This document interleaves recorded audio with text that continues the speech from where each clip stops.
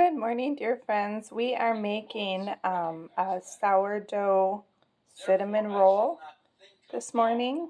I am starting with a half a cup of my sourdough starter discard. Okay, now I'm going to go ahead and add a half a cup of filtered water. And I'm kind of deviating from this recipe that I'm following a little bit, and pardon the noise, I'm listening to Chuck Smith, the Word for Today Bible app. Okay, so then I am going ahead and I'm going to get 4 cups of gluten-free all-purpose flour that I get from Costco. I want to say that it is a King Arthur brand that I get. I put this in a glass jar, and I'm pretty sure it's not the Namaste, which I've gotten gluten-free organic online, and just regular gluten-free in the store. But this is the King Arthur brand. I don't think it's gluten-free, but I can't quite remember. I'm hoping it is.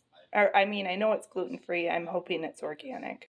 Okay, I'm adding the final cup of flour, the gluten-free flour. I'm kind of trying this just to see if it works well.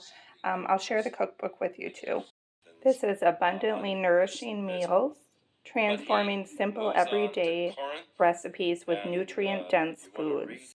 This cookbook was written by Crystal LeBrake, and it says, I live on a small farm in the Midwest with my husband and 5 children. I was introduced to cooking from scratch in my mid-20s. Then after the birth of my first child, I began to realize how critical nutrition is and how detrimental processed foods are to overall health. I now have a blazing passion to impact future generations with nutrient-dense foods. What we feed our family matters because there is a difference between fed and nourished. Join me in truly nourishing the ones you love with the amazing, delicious meals inside of this book.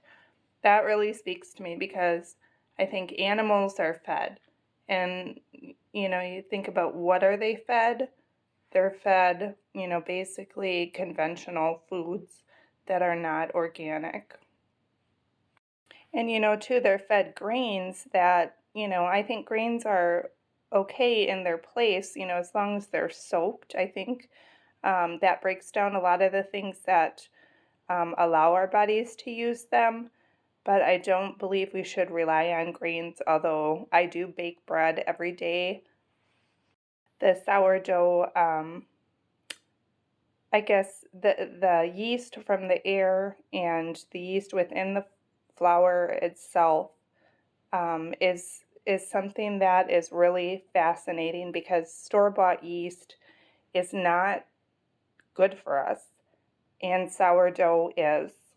Okay, I'll get off my sourdough soapbox. So this is a 2022 cookbook produced with the help of heritagecookbook.com. I might actually, do something like that one day. That just seems like a really neat thing. I know when I worked with Junior Achievement years ago, that we had the kids create, as a class, their colorings and their journal entries, and we put them all into one book. It was called the Chap Book. If any of you are familiar, just mention in the comments. And I do want to point out, if anyone is interested in ordering one of these books, you can contact Crystal at abhomestead22@gmail.com. That's abhomestead22@gmail.com. Okay, I better get back to my recipe here. We have a funeral at 5 o'clock later today, and so that's why I'm kind of making this so that we have something to share with others. Okay, so the recipe says 2 teaspoons Vital wheat gluten. I do use that in my sourdough bread daily because I do not have bread flour, and my recipe for sourdough bread calls for bread flour, but it says Vital wheat gluten if using fresh ground flour, and I did not grind this wheat or this grain. In this case, this is a gluten-free flour, so I'm going to go ahead and go get the 1/2 cup melted butter. Okay, and now I'm adding the 1/2 cup of melted butter, and I use the unsalted butter because my mom will probably have some of these and she has to watch her sodium. Okay, and then the recipe calls for a teaspoon of baking soda and a teaspoon of baking powder and a 1/2 teaspoon of salt. Okay, and then here's my 1/2 teaspoon of salt. We use the Redmond Real Salt, it's called. You can find it right on their site at Redmond, I believe. I'm not sure what the website is, but it's Redmond Real Salt. It's mined in Utah. So basically it's a wonderful, healthy product that contains a lot of minerals for us. I think what I'll do is try to link it for you so you have that information because I think it is really important. Okay, and then I have a 1/2 teaspoon, or it should be a teaspoon, I think, right? Let me double check. Go back over to my recipe here with my light. Yes, a teaspoon. So I'll add a little bit more. And then with my baking powder, a teaspoon, I do get the aluminum free from Bob's Red Mill. And I think what's interesting with the aluminum free baking powder is that aluminum can cause a lot of problems with dementia. That's why I don't use regular deodorant with aluminum in it. I do make my own, and as well as our toothpaste because that has sodium lauryl sulfate, which is not good for us either.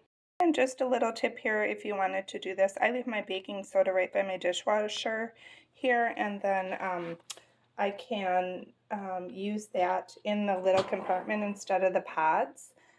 So I just add a little bit of baking soda, a little bit of dish soap. I haven't gotten my Young Living dish soap yet, but I'm using the Dawn dish soap. So a little bit of baking soda, a little bit of dish soap, and a little bit of vinegar. So yeah, I usually put in the baking soda first, then I put in the dish soap, a little bit, just a drop, a couple drops, maybe 2 to 3 drops of the dish soap, small drops, and then the vinegar, and it will start to overflow, but you don't want to go past filling up the little compartment. And kind of think of it as a pod that is deconstructed. Okay, I'm just going over my recipe here, making sure I've got everything.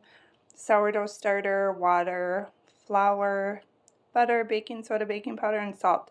Okay, and it sounds like I'm going to knead this for 5 minutes, cover with a damp towel, and then let sit at room temperature for 8 to 12 hours. Okay, so I've got my kneading hook on. I'm going to turn my machine on. I'll pause that. Now, believe it or not, I'm hoping you can hear me over this mixer, but this is my first time making cinnamon rolls. I have fond memories of going to Cinnabon to get the cinnamon rolls, but when I saw this recipe and after I've recently started the sourdough, and I'm discovering all of the things that you can make both with the sourdough starter and with the discard, I was just fascinated. So I thought I've got to try this recipe, and I'm pretty sure it should be done before we go to the funeral later today at 5 p.m. Right now it's about 5 in the morning.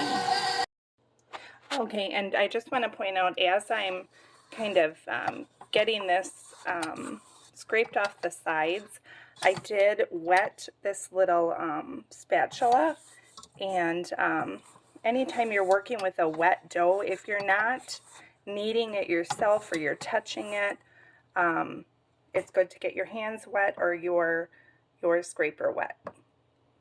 On the opposite side, when you are kneading it and touching it physically, you need to have flour on your surface, and flour on your hands usually helps too. Okay, everyone, I want to let you know that I had to take this mixture off of the KitchenAid just to try to press it together. It wasn't kneading properly, but I think it's because I'm using the gluten-free flour. So I'm going to add Probably a tablespoon or two of more filtered water just to bring it together into more of the consistency I believe it should be for cinnamon rolls. Okay, so I've got 2 tablespoons of water here. We'll try that to start with.